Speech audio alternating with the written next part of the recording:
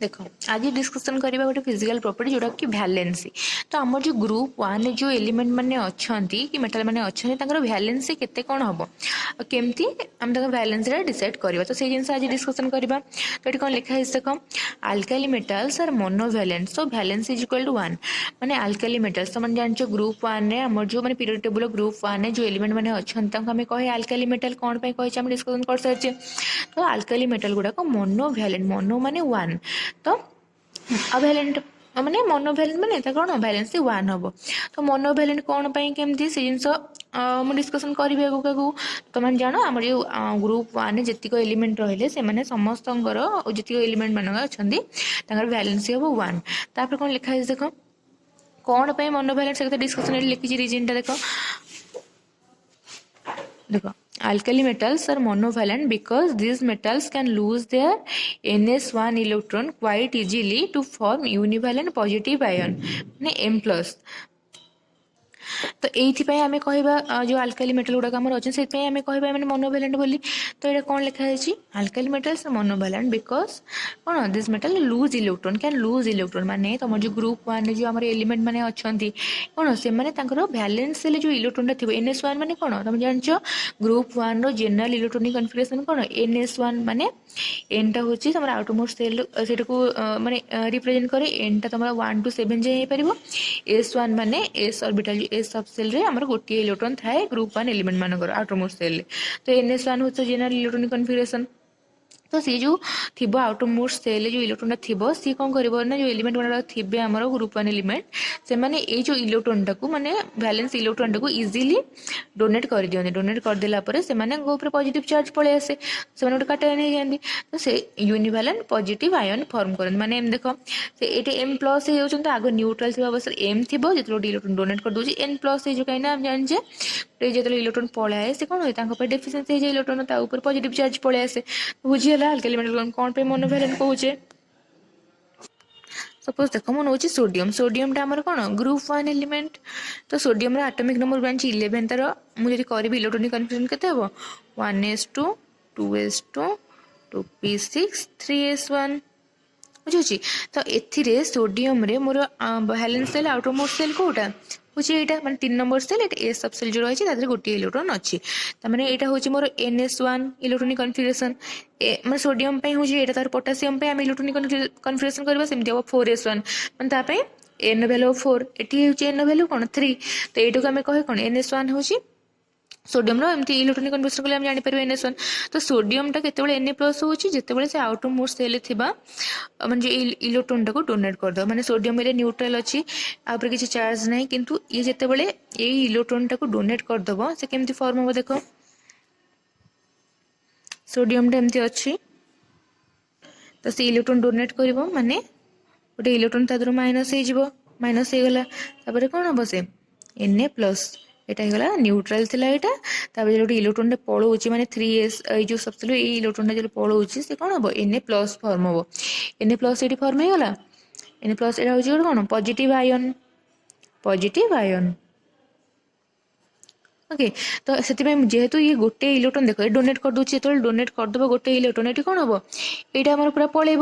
यहाँ पलैले कौन हो देख आमर यहाँ हो आउटरमोस्ट सेल और 6 2 8टा इलेक्ट्रॉन अच्छे। तो ऑक्टेट रूल फॉलो कर Na+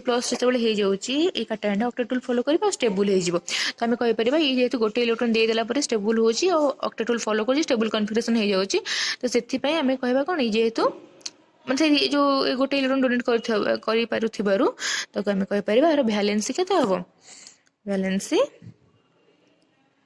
इज इक्वल टू 1 हम कार सोडियम तो ग्रुप वन जेतिक एलिमेंट आमर अच्छा तो समस्त से जिन तुम समस्त इलेक्ट्रॉनिक कन्फिगरेशन कर देखो समस्त वैलेंसी एमती गोटे लेखे इलेक्ट्रॉन थे तो से इलेक्ट्रॉन को डोनेट करदे ऑक्टेट रूल फॉलो करेंगे आउ स्टेबल हो तो जीतिक ग्रुप वन एलिमेंट अच्छा वैलेंसी हम 1 मोनो वैलेंट बोली से कहु। तापर आउ गोटे कथा देख लिखाई the ion has a stable configuration of an inert gas. Ion माने जोटा देखली जोटा सोडियम माने Na थिला न्यूट्रल थिला जेतले सोटे इलेक्ट्रॉन डोनेट करदेला Na प्लस हे होची तो सेटो हम आयन कहबा। आयन का कहे जहाँ पर पॉजिटिव की नेगेटिव चार्ज किसी थिबो जेतले Na खाली थिला ऊपर किसी चार्ज नथिला सेटा नॉर्मल न्यूट्रल थिला जेतले सोटे इलेक्ट्रॉन डोनेट कर दोची ता ऊपर पॉजिटिव चार्ज पळे आछी तो सेटो हम आयन कहबा। तो एठी कोन लिखा है ना the ion has a stable configuration of an inert gas. माने देखो सोडियम रो मुझे तुमको कर देखैली इलेक्ट्रॉनिक कन्फिगरेशन माने से गोटे इलेक्ट्रॉन डोनेट कर दोची ता गोटे इलेक्ट्रॉन कमी जाऊँगी ताने 10टा इलेक्ट्रॉन रोला गोटे इलेक्ट्रॉन डोनेट कले जो 11टा इलेक्ट्रॉन रोला ना सोडियम जेनेराली केते थाए 11टा इलेक्ट्रॉन थाए जेहेतु एटॉमिक नंबर 11 तो 11 रो गोटे इलेक्ट्रॉन जो डोनेट कर देली आ 10टा इलेक्ट्रॉन रहा तो तार जो कन्फिगरेशन आम कला बेलू से नियरेस्ट नोबेल गैस भाया हो गला माने ये देख लिखाई Na प्लस जो कन्फिगरेशन हम कौन हम नियन कन्फिगरेशन हम कहीं सोडियम पाखे नियन थाए नियरेस्ट नोबेल गैस आ पूर्व भी कही सारी सबू एलिमेंट जहाँ भी था आमर सी चाहती सब नियरेस्ट नोबेल गैस मान भाया कन्फिगरेशन करने कहीं से भाया स्टेबल हे सोडियम के चाहिए हिलियम भाया इलेक्ट्रोनिक कन्फिगरेशन करने हिलियम एटमिक नंबर 2 आर हूँ 11 आपर डोनेट कर सारा पर 10 हो सोडियम खाली सोडियम 11 थी ना से केते इलेक्ट्रॉन देले जाए हिलियम भाया हम से एमान भाया कि एमान भाया हवा चाहिए सोडियम कि से हवा चाहिए क्या भाया नियरेस्ट नोबेल गैस माने सोडियम पूर्व अच्छे नियन नियन हो नियरेस्ट नोबेल गैस कहीं यहाँ हवा तो सुविधा भाया कन्फिगरेशन हाँ सुविधा कहीं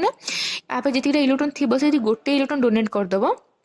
ताहले कन्फिगरेशन नियन भाया हो तो एमाने से कौन कर गोटे इलेक्ट्रॉन डोनेट कर दी नियन कन्फिगरेशन हो नियन कन्फिगरेशन हो स्टेबल कन्फिगरेशन तुम जान नोबेल गैस बा इनर्ट गैस आम जी अच्छा पीरियोडिक टेबुल से समस्त इनर्ट क्या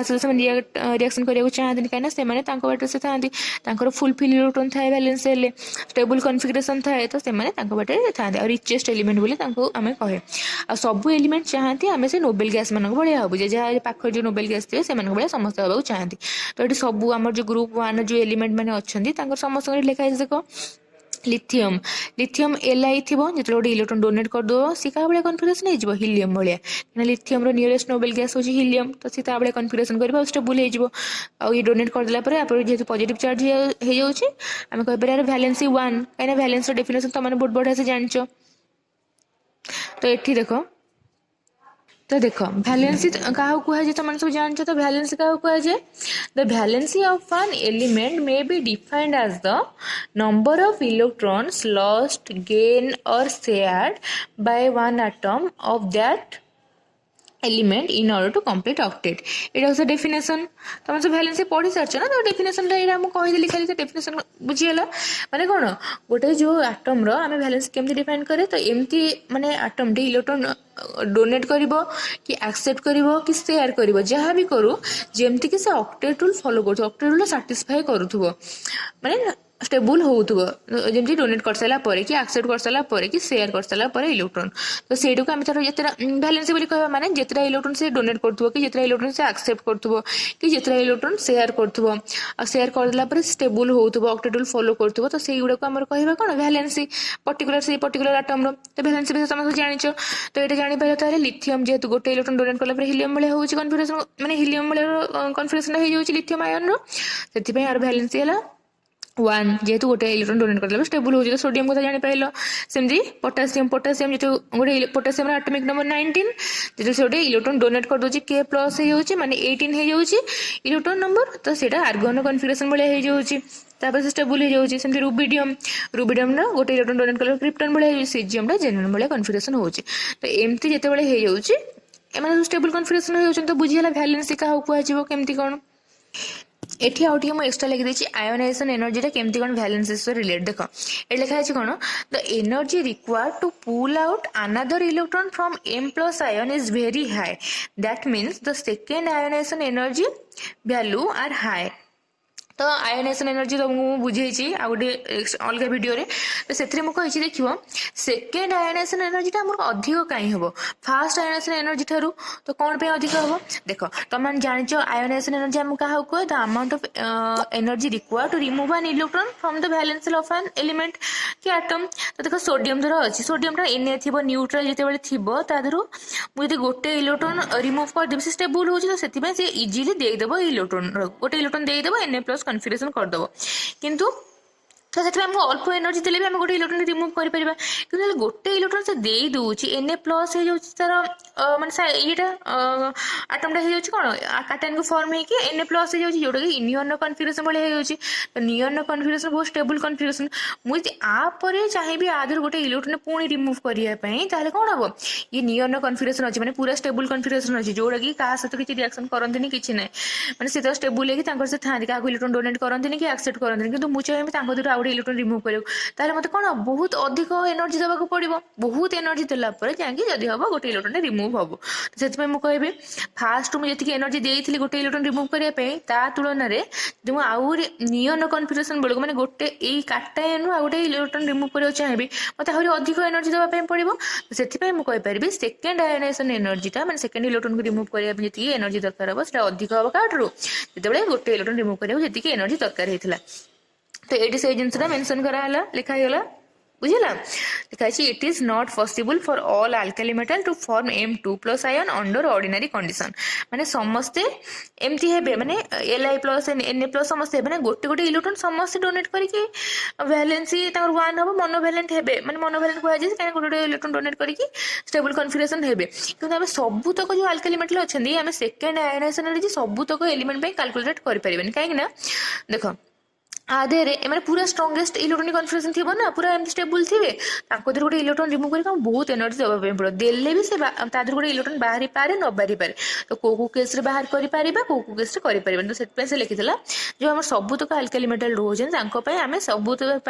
सेकेंड आयोनाइजेशन एनर्जी कैलकुलेट कर ना तो गोटे दुटा जिन कहीं स्टेबल थे ना आम कौन भी मैंने अनस्टेबल होगा चाहिए गोटे इलेक्ट्रॉन आज काढ़ी नवा मैंने से पुणी अनस्टेबल हो ना पाखु देख आंकर ऑक्टेटुल फॉलो करुवे आउटर मोस्ट सेल थी 8टा इलेक्ट्रॉन जदि आम बहुत एनर्जी दे गोटे इलेक्ट्रॉन ले जाऊे ताहले मैंने ऑक्टेटुल फॉलो करेंगे पाखे डेफिशिएंसी हो इलेक्ट्रॉन एम पुणी चाहिए मत कि इलेक्ट्रॉन दो देले जाकि ऑक्टेटुल फॉलो करी स्टेबल हे तो एम से जिन कहीं करेंगे किसी दरकार भी ना तो एमती गोटे गोटे केस बहुत एनर्जी देले जड़े जड़े देदेवे इलेक्ट्रॉन कहीकि स्टेबल कन्फिगरेशन भांगीदेवे किंतु मोस्टली मोस्ट केस एगुटा हवा माने हुए बुझे से लिखला जे समस्त आम सेकेंड आयोनाइजेशन एनर्जीटा कैलकुलेट कर आउ गोटे इंपोर्टेंट जिनस देख लिखाई नोट रे these ions are colourless and diamagnetic in nature ता माने कौन आम जो आयन गुड़ाक फॉर्म हेले माने Na+, Li+, K+, Rb rubidium plus caesium plus एगुड़ा सब जो हेले आयन गुड़ाक से गुड़ाक कलरलेस और डाईमैग्नेटिक कौन पे कलरलेस और डाईमैग्नेटिक हे कहीं आम जाचे गोटे जिन डाईमैग्नेटिक केत हम जितेबले इलेक्ट्रॉनिक कन्फिगरेशन आम देखा करके देखा जदि आम अनपेड इलेक्ट्रॉन जमा नथिबो से डाईमैग्नेटिक हुए किंतु जदि अनपेड इलेक्ट्रॉन थी से गुड़ाक पारामैग्नेटिक हे बुझ